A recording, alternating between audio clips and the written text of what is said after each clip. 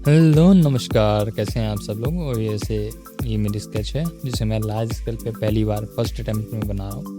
I hope कि ये sketch बहुत अच्छा बनेगा और आप लोगों को पसंद भी है। तो इसका बेसिक मेरा फीचर ये था कि मैंने सबसे पहले इसमें पूरी आउटलाइंस आराम से बना ली है, जैसे आप लोग आउटलाइंस आराम से बना लेते हो कि कहाँ पे कैसे क्या करना है। तो मैंने इसको टीवी पे देख के आउटलाइंस इसकी ड्रॉ की थी, तो इस वजह से थोड़ा सा मेरे में आउटलाइंस की दिक्कत हुई थी, बट हो गया, कोई दिक्कत नहीं। अब मेरा बेसिक इस स्केच को बनाने का मेन अटेम्प्ट ये था कि मैं अपनी आइज़, नोज़ और फेस के ऊपर फोकस ज़्यादा करूं, ताकि मैं इन जो बेसिक फेस के इंग्रेडिएंट्स हैं उन पे फोकस कर सकूं। तो अब यहाँ पे देखने वाली बात थी कि मैंने डायरेक्ट डार्क पेंसिल की बजाय, मेरे को दिक्कत ये हो जाती कि अगर मैं डार्क पेंसिल से अगर ड्राइंग कर देता तो मैं उसको इरेज नहीं कर सकता, इसलिए गलती की कोई गुंजाइश उसमें फिर नहीं रह जाती। इसलिए मेरे से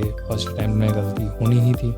तो मैंने लाइटर पहले इस्तेमाल की और धीरे धीरे करके शेड्स की HB की जो शेड्स की डार्कनेस है उसको बढ़ाते गया ताकि उसको मैं समझ सकूं। और इस तरह करके मैंने उसकी डार्कनेस को लेकर सबसे पहले आउटलाइंस को ड्रॉ किया। पहले आइज़ की आउटलाइंस को पूरी ड्रॉ कर लिया ताकि वो अच्छी तरह से विजिबिलिटी होने लगे, ताकि बाद में जब लाइटर शेड्स में चारों तरफ दे दूँ उसके बाद वहाँ पे मेरे को दिक्कत ना आए। तो सबसे पहले मैंने यहाँ पे आइज़ के किनारे किनारे थोड़ा सा उसकी आँखों की तरफ लाइन बनाई और उसके बाद मैंने मेक श्योर किया कि अब मुझे डार्क पेंसिल इस्तेमाल करनी है। तो मैंने वहाँ पे पहले मेज़रमेंट कर लिया था कि कहाँ पे मुझे बिल्कुल छोड़ देना है शेड्स के लिए, क्योंकि मेरे पास इलेक्ट्रिक इरेज़र नहीं था। तो इस वजह से मेरे को एक भी गलती की गुंजाइश तो थी नहीं, आप लोग समझ सकते हो।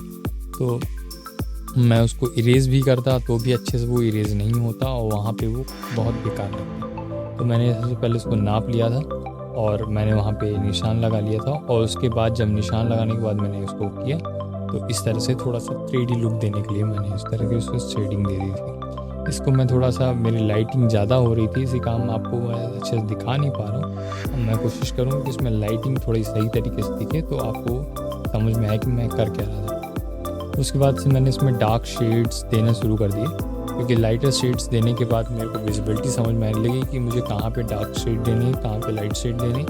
उसके हिसाब से मैंने HB पेंसिल्स को अलग अलग शेड्स के हिसाब से बांटा और उसके हिसाब से, उसके रेंज के हिसाब से, उसके शैडोनेस को मेंटेन करने के लिए मैंने वहाँ पे अच्छे तरीके से वहाँ पे उसको यूज़ किया कि कहाँ पे डार्क शेड्स को इस्तेमाल करना है और कहाँ पे लाइट शेड्स को इस्तेमाल करना है। इस तरह करते करते मैंने नोज़ के साइड पे भी इस चीज़ का फोकस किया कि कौन सा एरिया लाइट के शेडिंग में ज़्यादा डार्क रहेगा और कौन सा लाइट रहेगा। ये सब करने के बाद मैंने फोकस किया फेस को, एक्सप्रेशंस को, कहाँ पे लाइटर फेस था। एक तरीके से मेरा पूरा फोकस ये था कि मैं हूबहू एक स्केच बनाऊं जो पेंटिंग मैंने फ़ोटो ली है सोनू सूद की।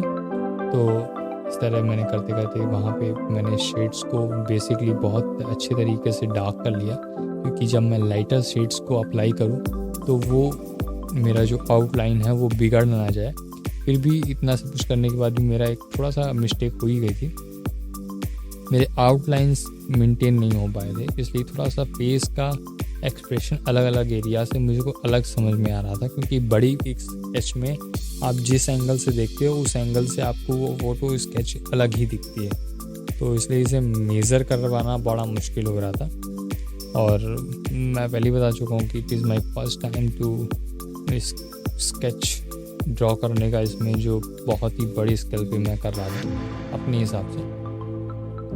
तो इस फेशियल एक्सप्रेशन को मैंने किसी तरह मेंटेन किया और मैंने हर जगह मेज़र करने के बाद उसको मार्कअप किया कि कहाँ पे मुझे कैसे करना है। मैंने कंपास वगैरह से पूरा अच्छी तरह से नाप रहा था कि किधर वगैरह कितना, क्या शेड्स कितनी, लाइन कितनी जा रही। और इस तरह करते हुए मैं उसकी पूरी शेड्स को वहाँ पे दे रहा था। मेरे को बार बार टीवी के पास जाके उसको मेज़र करना पड़ रहा था कि वो रियलिटी में किस साइज़ का है और यहाँ पे किस साइज़ में अप्लाई हो रहा था। मैं एकदम एक्यूरेट साइज़ को यहाँ पे अप्लाई करना चाहता था ताकि थोड़ा सा आ जाए यहाँ पे शेडिंग दिखे। फिर दिक्कत ये भी हुई थी कि जब मैं यहाँ पे हेयर पे फोकस ज़्यादा तो कर ही नहीं रहा था, फिर भी मैंने एक कार्डबोर्ड को पीछे लगाया हुआ था प्लेन सरफेस के लिए, ताकि मेरे सारे सामान और ये कैमरा अच्छे से सेटअप हो सके। इस वजह से जो कार्डबोर्ड की जो लाइनिंग होती है वो आ गई थी, पर मैंने किसी तरह से उसको ब्रेसिंग से उसको मिला दिया कि अब चलो कोई बात नहीं, इसी से मैं इसको मैचअप कर देता हूँ, कुछ दिक्कत नहीं होगी। और मैंने उस शेड्स को वहीं पे अप्लाई किया। मैंने डायरेक्ट शेडिंग कर दी थी कि मुझे ज़्यादा हेयर पे फोकस नहीं करना, बेसिक मुझे थोड़ा सा 3D लुक लाने की कोशिश करनी है। ये मेरा फर्स्ट अटैम्प्ट ही था जहाँ पे मैं शेडोज़ के ऊपर वर्क कर रहा था, ताकि शेडोज़ से मैं एक एक बारीकी को ध्यान से उसको उभार सकूँ कि कहाँ कैसे डलने से और कैसे क्या वहाँ पे शेडोज़ हैं, कहाँ पे किस तरह से फेशियल एक्सप्रेशन किधर जा रहा।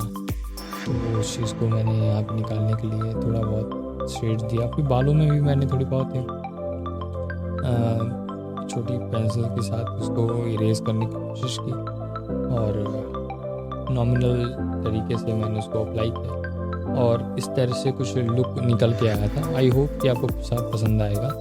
It looks same but as usual आप लोगों ने देखा ही होगा, इस साइड से अलग दिखता है। और मुझे अगर अच्छे से दिखाना होगा तो मुझे बहुत छत से ऊपर से देखना होगा, क्योंकि ये बड़ी पिक्चर है और इसको मैं सीधा करके वॉल पे लगाऊंगा तब जाके मैं दूर से देख पाऊँगा।